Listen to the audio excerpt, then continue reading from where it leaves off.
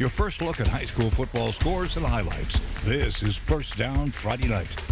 Sponsored by Whataburger, Dryer Vent Squad, your Community Health Mart Pharmacy, and P2EDI. Now your hosts, Mo Carter, Nick Kuzma, and Simon Williams. Good evening and welcome into First Down Friday Night. I'm Nick Kuzma, and Simon Williams will join us in just a second. And also, someone seems to be missing. Well, that's because the third member of our staff was given the night off from covering high school football because he's got a big noon kickoff to attend tomorrow. It's Mo Carter, and he joins us live from Austin with the Tide Takes Texas.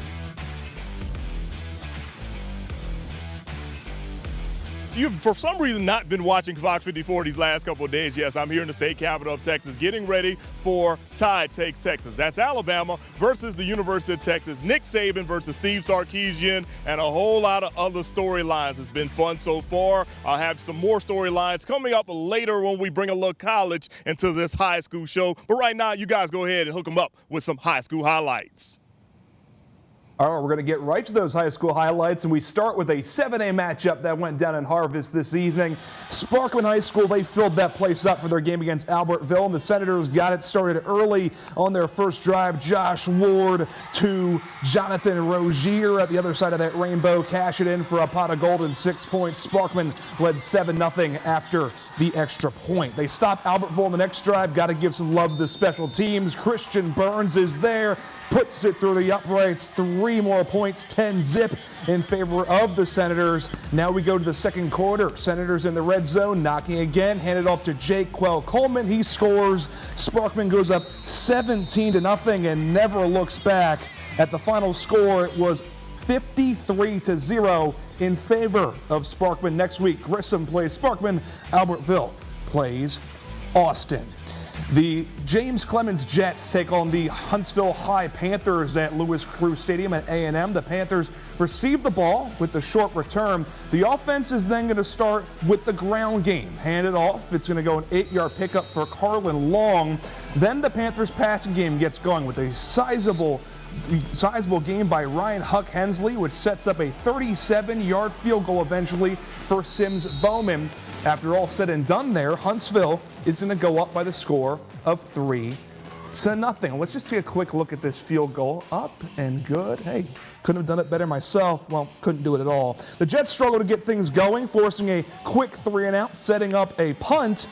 And on 3rd and long, Jax McClung hits Ryan Hensley over the middle for a big gain.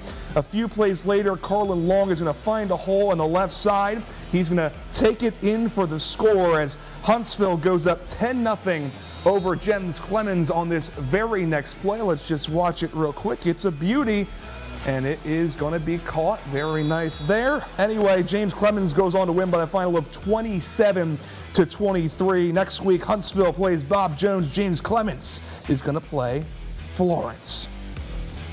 Well, at East Limestone, the Brewers-Patriots came down to a win, and we're going to snap their 2-game losing streak. Brewer driving to end the half as Caden Childers takes the snap, looks down the middle. You got Lucas Simpson, spins around the linebacker, gets chased down in the red zone.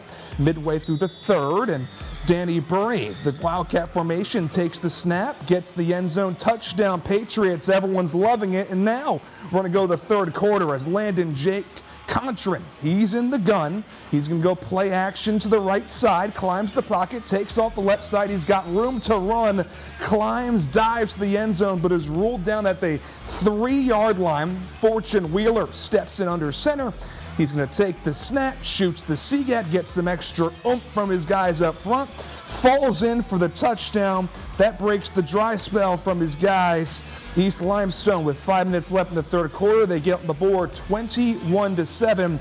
And we are now going to go to Westminster as at Discovery High School is where Westminster played JP2, third quarter. And Westminster very much in control as Henry Claunch is going to get in on this one, and it's, oh, there we go. Now we are playing Westminster. We're very good to go. As that's going to be a handoff to Henry Clutch. Get some good yardage there. JP2 going to force them to punt, however. So Falcons get the ball. Wildcat swarm. Harlan, Loveday, love the big fella there to get the sack. That brought up first down, and this time Westminster is going to get the offense really churning into the red zone. Clutch hits Pater 35-6. Wildcats was the score after the PAT, and Westminster goes on to win by the final of 49-20 next week. Westminster is going to play Randolph, in which will be a very good game. John Paul II is going to play North Jackson. It's a battle of the north side. Pitt, May Jemison against Lee. The Generals are going to go up 8-0 early, but the Jaguars, they have an answer. Is Zamarian Mitchell with a quick handoff to Darian Taylor, who rushes past the defense, gets a first down, moves the sticks, and next Taylor going to take another handoff. This time he's going to get into the end zone, barreling his way through there. That's a touchdown, and it puts the Jags on the board. They would try for a 2-point conversion. Jacoby Ayers would need a little help from the fellas up front, and ties the game at 8. But the road team isn't done quite yet, as LaShawn Van's going to get it's the running back Terrell Matthews, who shows up a little legwork to get the first down. And next play, Matthews going to do it again, blowing past defenders with a big rush to set up first and goal. The Generals would struggle at the goal line, but all is not lost as Terrell Matthews is stopped at 3rd and goal. They would set up a field goal kick, but Matthews has other plans as he rolls one to put his squad on top. Let's take a look at your final score right there as Lee would take this game 42-26. The loss drops May Jemison to 0-4 on the year, while Lee is back in the win column at 2-2. Next week, they will welcome Coleman, while Jemison is out of the region versus Athens. And of course, we do have those social media handles to look at. It's myself at Nick P. Kuzma, at Mo Carter Fox 54, who we will see soon in Austin. Simon H.F. Williams is the other guy. Okay, so we're going to take a quick break, but we have much more when we return, including Tide Takes Texas and more high school highlights. Keep it locked.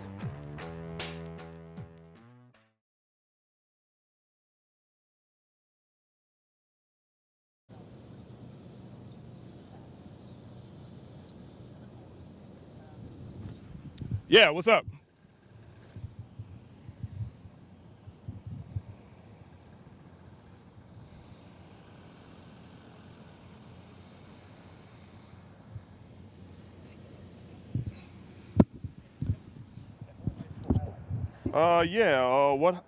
Okay, you say missed 2 sets of highlights. Okay, I see the Muscle Shoals game was floated.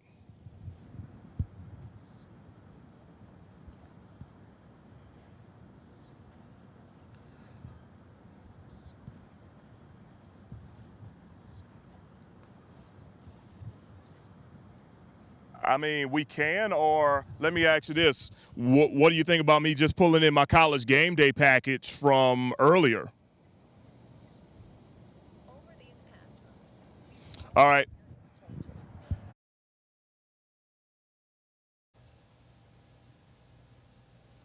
Yeah, Simon, I can hear. Oh, yeah, as good as we're going to be. Yeah. We just don't have to do Muscle Shoals and Florence or whatever they are. Here, can we swap while I do the one mon? Go for it. Yeah.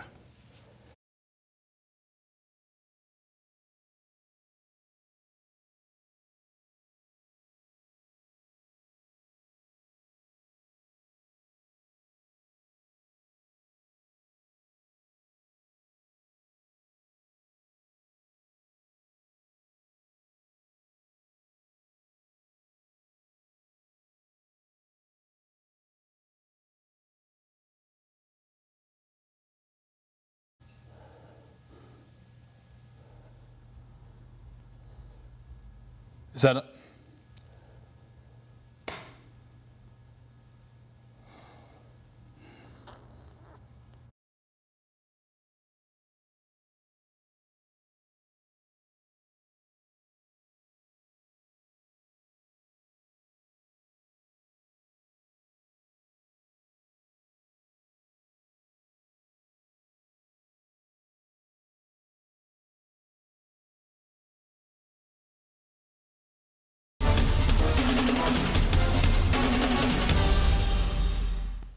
Welcome back to First Down Friday night. Now, the threat of rain tonight moved some games that were scheduled for Friday to last night, Thursday.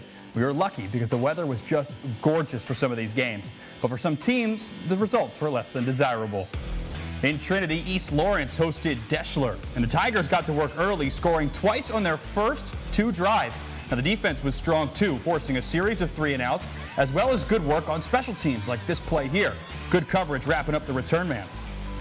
Now on Deschler's 3rd drive, Clifton Jackson III takes play-action handoff to the left side, sprints down the sideline for a 40-yard touchdown. Successful PAT makes it 21-0 with under 5 to play in the first quarter. So clearly, East Lawrence has some work to do, but Deschler is unrelenting, as on the kickoff, they force and recover a fumble. You see it here, the return man loses it towards the sidelines. Jacoby Herring comes up with a loose ball, and the Tigers retake possession. So on 2nd down, Deschler looks to strike. Here they are. The shotgun, Bryce Thornton moves to under center. He takes the snap, fires a quick screen across to Simeon Malone, who's on the left side. He shakes one defender, beats the next 4 he sees in a foot race to find the end zone. Touchdown Deschler. The PAT makes it 28-0. And the Tigers were in control from the opening kick. Let's take a look at your final score. Deschler controlled this one. They'd won 17 in a row against the Eagles in the all-time series, and they make it a whopping 18th in a row after beating East Lawrence 70-13 to keep their perfect record intact. Next week, they're at Wilson, while East Lawrence is at West Limestone. Well, last night we had a 2A Region 7 clash in Gurley. Whitesburg Christian hosted Fife in a battle of unbeatens. This is actually the best start to a season in the history of Whitesburg football. The Warriors are 3-0, but playing that juggernaut from Fife. We're going to go to the highlights as we have the coin toss here. It went to Fife, and they pretty much won that and everything else. As the first play from scrimmage, Brody Hicks is loose. No one is going to catch him. Touchdown Red Devils. It's already 7-0. Then on the ensuing kickoff, the Warriors fumble the ball, so Fife gets it right back, handed to Logan Anderson, and he will take his turn for 6. 1 minute, 9 seconds in, Fife's up 14-0.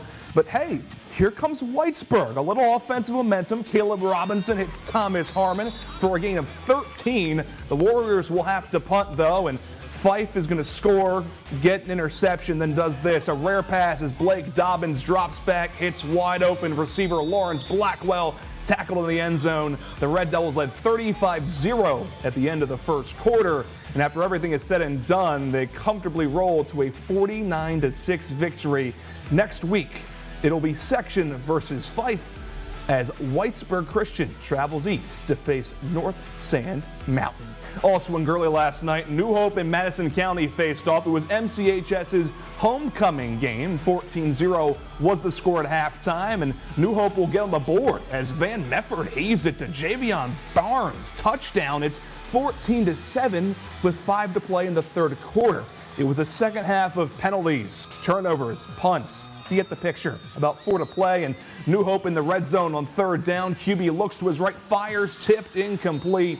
Madison County also gets the stop on 4th. So a couple first downs will win it, up 7, but the ball is handed off on 4th down, and the tribe is there. New Hope will get one more crack at this thing after rallying there for the tackle. But under a minute, the pass is thrown, and Landon Duvall gets under it, hauls in the interception. That will ice it, ensures that Madison County will finally get in the win column in 2022.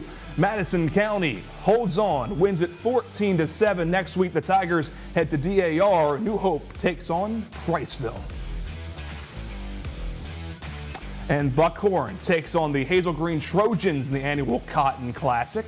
In this one, we're going to go the Trojans get the ball first. Buckhorn's swarming defense is just too much. On the Bucks' first offensive series, QB Jack Roop hands it off to another QB, Terrence Robinson, breaks it right for a big gain. 2 plays later, Austin Childress runs right around the side, and he takes it in for the score. The Bucks up 7-0 over Hazel Green. Later, Roop goes deep, and he's going to be intercepted eventually as Trojans' Caden Mays but gets the play called off on a defensive pass interference. Hate to see it. Buckhorn goes back on the run with Robinson later. Took it down the sideline. Bucks go back up, and at the final score, let's see how that all Wrapped up there as Hazel Green wins it, a close one, an instant classic I'd even call it, 49-42. Next week, Buckhorn has an open date with Hazel Green, and Hazel Green is at Decatur. And now here's a look at some additional scores from week 3. After the scores, we'll hear from sports director Mo Carter, who has more coverage of Tide Takes Texas.